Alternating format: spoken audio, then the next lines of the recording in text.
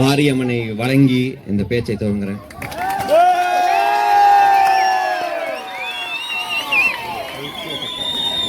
நம்ம மாரியம்மன் இல்லையா, நம்ம முதல்ல நம்ம மாரியம்மனுக்கு நம்ம வணங்கி, ஆனா மற்றவங்க எல்லாம் அப்படி விட்டு எடுத்துட்டு போக விட முடியாது.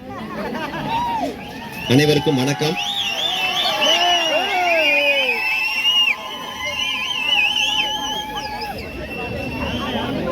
ஒரு சமூகம், ஒரு மக்கள், ஒரு ஊர் மக்கள் இதற்கெல்லாம் ஒரு போராட வேண்டுமா என்ற போல ஒரு போராட்டம் இது. இருக்கன்குடி மாரியம்மன் கோவில் இருக்கன்குடியில தான் இருக்குங்கிறது அது ஒன்றும் யாருக்கும் டவுட் கிடையாது. ஆனா ஐஏஎஸ் படிச்சுட்டு வந்த கலெக்டருக்கு தெரியும், அதெல்லாம் கோச்சிங் சென்டர்ல சொல்லி கொடுக்கல.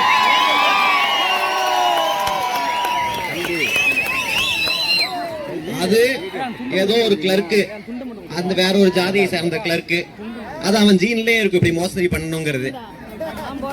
அவன் பண்ணிட்டு போயிட்டான். அது ஒரு ஐஏஎஸ் படிச்சு இத்தனை பேர் படிச்சுட்டு வந்திருக்காங்க. அது தவறு, அது இருக்கன்குடிக்கு தான் சொந்தங்கிறது புரிய வைக்கிறது 10,000 பேர் திரண்டு வந்து போராடணும் இந்த நாட்டுல.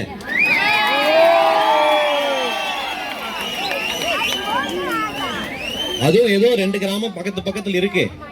நத்தம்பட்டி இது பக்கத்து போய் எல்லையில் இருக்குதா, எல்லை பிரச்சனையில் அந்த பக்கம் இந்த பக்கம்னா அது ஏதோ புரியும்படி இருக்கும்.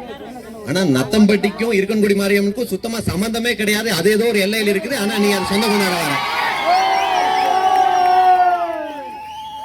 எல்லா போலி ஆவணங்களையும் வைத்துக்கொண்டு போலியாக நீயே ஒரு பட்டா உன்னுடைய ஒரு ஆளு, ஒரு ஜாதிக்காரன் ஆள் உள்ள போயிட்டான்னா அவன் வேலையை காட்டிட்டான். அவன் வேலையை காட்டிட்டான்னா அதை அப்படியே விட்டுற முடியுமா? அதுக்கு நாங்க 20 வருஷம் நீதிமன்றங்களும் இது ஒரு சாதாரண விசாரிக்கிறதுக்கு 20 வருஷமா நீதிமன்றங்கள் விசாரிச்சுட்டு இருக்குது. இது வந்து பார்த்த ஒரு ஆள் வந்து ஒரு நீதிபதியோ ஒருத்தர் வந்து பார்த்தா தெரிஞ்சிட போகுது இது இந்த கிராமத்துக்கு தான் சொந்தம், இந்த பஞ்சாயத்துக்கு தான் சொந்தம் வேண்டும். ஒரு கோயில மாறினா அது மலைக்கு உண்டான ஒரு மாரியம்மன் என்றால் ஒரு மலையை கொண்டாடக்கூடிய வணங்கக்கூடிய ஒரு தெய்வம். அது மலைக்கு உண்டான தெய்வம். அது மருதநீள மக்கள் தேவேந்திர குல மேலாளர்கள் உருவாக்கப்பட்ட கோவில். அது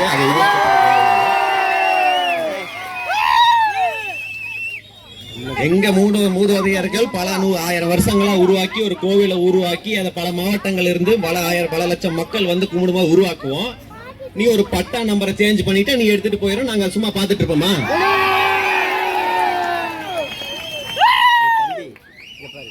ஒரு கிளர்க்கு, ஒரு சர்வேயர், ஒருத்தவன் ஜாதிக்காரர் இருந்து என்ன வேலை பண்றான்? அதை மாத்துறதுக்கு நீதிமன்றங்கள் தீர்ப்பு கொடுத்தாலும் கலெக்டருக்கு மனசு வரும்.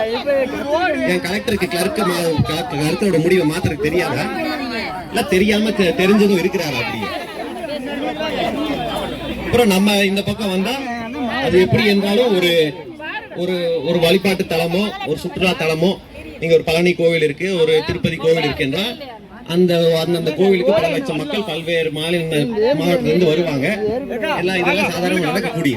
அப்படி வரும்போது அந்த கிராமத்துல அந்த கோவில் எந்த பகுதியில் இருக்கோ அந்த பகுதி மக்களுக்கு அது ஒரு பொருளாதாரத்துல பயனடை வகைதான் இருக்கும். அப்படிதான் வந்து எல்லா கோவில்களும் டெவலப் பண்றாங்க. அப்படிதான் எல்லா தலங்களும் டெவலப் பண்றாங்க நாட்டுல. ஆனா அந்த ஒரு வருமானம் இந்த தேவேந்திர குல சமுதாய மக்களுக்கு வந்துவிடக் கூடாது என்பதற்காக திட்டம் போட்டு எந்த பலனும் வந்துடக்கூடாது, கோவிலும் வந்துடக்கூடாது, அதனால பொருளாதாரம் வந்துடக்கூடாது, அடையாளங்களும் வந்துடக்கூடாது, நம்மளுக்கு உண்டான உரிமைகளும் வந்துடக்கூடாது என்று திட்டம் போட்டு இங்க இந்த வெறும் ஆட்சியர் மட்டும் கிடையாது, ஆட்சியருக்கெல்லாம் ஒன்றும் கிடையாது, அவரும் கிளர்க்கு மாதிரி தான் வச்சிருக்காங்க இந்த ஆட்சியில. ஒரு உயர் நீதிமன்றம் போட்ட ஒரு தீர்ப்பை அவரை அமல்படுத்த முடியாம இருக்கிறாருன்னு என்ன கலெக்டர், நீ எதுக்கு ஐஏஎஸ் படிச்சுட்டு வந்த? 2 அமைச்சர்கள் இருக்கிறாங்க, இதே திமுக அமைச்சர்கள் 2 அமைச்சர்கள் இதே மாவட்டத்தில் இருக்கிறாங்க. அவங்களுக்கு தெரியாதா இந்த பிரச்சனை 20 வருஷமா போகிறது? அவங்க தான் பண்றது. 20 வருஷமா இந்த பிரச்சனை நடக்குது.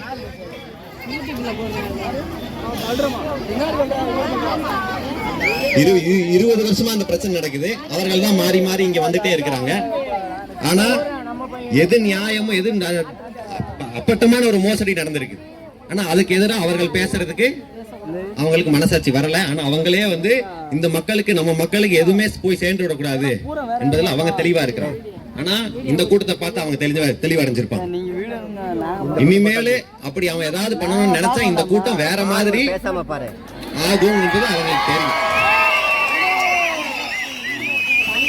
கோவில் இருக்கிறது எங்க ஊருக்குள்ள. நீ என்னதான் பேப்பர்ல எழுதினாலும் அதெல்லாம் எந்த சட்டம் வேணாலும் போடும், எந்த நீதிமன்றம் வேணாலும் போ. ஆனா கோவில் எங்க ஊருக்குள்ள இருக்கு, அதை நீ தூக்கிட்டு போக முடியாதுல்ல. அப்படின்னா நீ உள்ள வந்து எதுவும் பண்ணிட்டும் போயிட முடியாது. நீ அரங்காவலர் வந்து ஒரு அரங்காவலரா வச்சிருக்க, ஒரே ஜாதிக்காரன் தான் அரங்காவலரா இருக்கணுமா? அப்ப திமுக காரன் பேசுவோம் எல்லா ஜாதிக்காரனும் அர்ச்சகர் ஆகணும். அர்ச்சகர்னு மணி ஆட்டுறதுக்கு மட்டும்தான் இந்த எல்லா ஜாதிக்காரனையும் ஆக்குவியா நீ? நாங்க கேட்டோமா, நாங்க போய் மணி ஆட்டுறோம் அர்ச்சகர் ஆகணும்னு எந்த ஜாதி தேவேந்திர குல வேலரை யாராவது கேட்டாங்களா? இல்லையே. அரங்காவலர் ஆகணும்னு கேட்டு எல்லா ஜாதி அரங்காவலர் ஆகணும் வா. ஏன் திமுக காரன் அதை பேசல? ஏன் இந்த திராவிடம் பகுத்தறிவு பேசுறவங்க அதை பேசல? பொருளாதாரம் எங்க இருக்கோ அதை அவன் சுருட்டி வச்சிருக்கிறான். அதை தான் நாங்க கேட்க முடியும். நாங்க வந்து ஒரு மணி ஆட்டிட்டு போய் அர்ச்சகர், எங்களுக்கு பக்தி, நாங்க வந்து அர்ச்சகராகி தான் மாரியம்மனுக்கு பரிவுடை செய்யணும் கிடையாது. எங்களுக்கு பக்தி அது எங்களுடைய கடவுள், நாங்க உருவாக்கிய கடவுள், எங்க மண்ணுடைய கடவுள். அதனால நாங்க அர்ச்சகர்னு நீ ஸ்பெஷலா பேப்பர்ல அர்ச்சகர்னு போட்டு கொடுத்தாலும் எங்களுக்கு பக்தி வராது. நாங்க இயல்பாகவே